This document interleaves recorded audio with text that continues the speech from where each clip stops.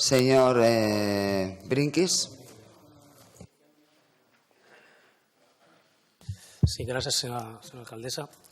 Está claro que o no lo hemos sabido explicar bien, ¿no? Es evidente cuando todos los grupos están en contra, pues evidentemente se ha explicado mal, ha nacido mal el proyecto, está claro, pues asumimos, ¿no?, el error, ¿no? Asumo el error de este proyecto, pero yo creo que también tenemos que poner de manifiesto que no es un proyecto de este mandato, es un proyecto del mandato anterior, que en el anterior mandato ya se dieron todas las explicaciones a los grupos del Gobierno que había, ¿no? En aquest cas encara no hi éreu en el consistori, se ha dado explicaciones a todos los sindicatos del Ayuntamiento en el primer trimestre del 2013, ¿vale? Por lo tanto, en ningún momento ha sido ninguna intención de ocultar ni manipular el proyecto. Está clarísimo que no. ¿Que ha habido un error? Por supuesto, ya lo pongo de manifiesto. Y que en todo momento ha sido una prueba piloto. Y yo creo que también, ¿no?, yo creo que se dieron todas las explicaciones. Aquí hay un problema de tecnología, hay un problema de dimensionamiento del proyecto. Entonces, en el momento que paramos esa prueba piloto y lo volvemos a asumir como ayuntamiento, bueno, pues volvemos hacia atrás. Es decir, no podremos dar los horarios de atención al público que estaban dando en ese momento, y para volver a dar una cobertura mínima, bueno, pues necesitamos una inversión mínima tanto de espacio como de tecnología, y eso es bastante dinero, y eso es lo que se ha intentado conseguir con la prueba piloto. Aquí no, o sea, en todo momento lo que estamos hablando es de una prueba piloto, no de un servicio externalizado directamente al 010 de Barcelona, ¿vale? Como ejemplo también, hombre, algo no estará tan mal hecho cuando ayuntamientos del área metropolitana, que no son del color político del Partido Socialista, lo están pidiendo como modelo, porque seguramente el 010 de esos municipios no acaba de funcionar de manera correcta. Por lo tanto, seguramente lo hemos explicado mal, ¿vale? No hemos sabido o no se ha sabido acabar de encontrar todas las bondades del proyecto, pero yo creo que sí está sirviendo de modelo para otros ayuntamientos que no son socialistas, ¿no? Por lo tanto, algo bueno tendrá, reitero. Y sobre todo poner de manifiesto que esto no puede ser de un día para otro. Es decir, el intentar aplicar el tema del 010 en el Ayuntamiento de Hospitalet pues requerirá mucho tiempo y mucha inversión económica. Si se ponen si se proponen plataformas no municipales, sino metropolitanas, de metropolitano, para poder atender el 010, yo creo que es un tema de reducción de economías de escala y a todos nos saldrá mucho más barato ese convenio. Y luego también, pues bueno, si mañana cerráramos este convenio o esta prueba piloto, bueno, pues habría unos cuantos trabajadores que irían a la calle. Eso también hay que ponerlo encima de la mesa. Molt bé. No sé si hi ha alguna... Sí. Sí. Primer, el que proposa la moció. Sí. Bé, tal com deia, jo m'agradaria saber,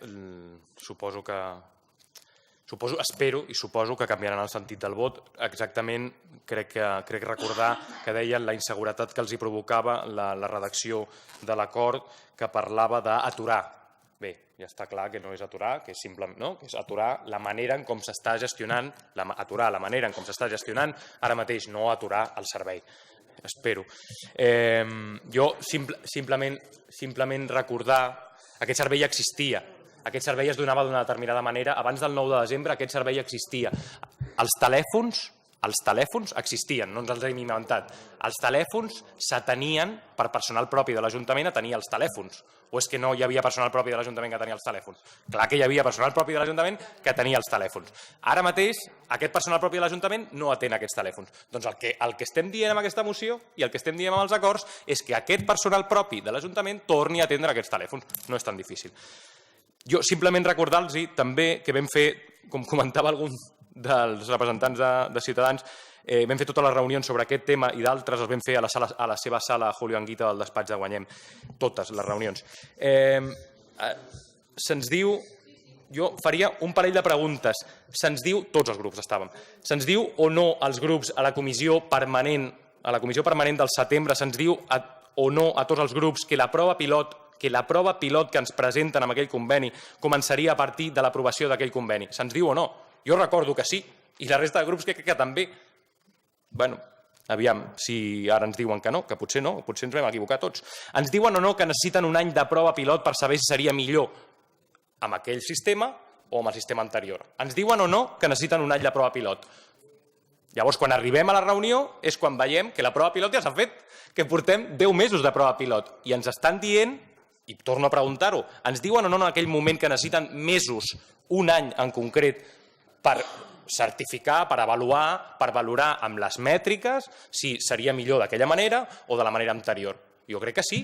Jo crec que ens van dir això. Jo crec que recordar que ens van dir això i crec que la resta de grups també.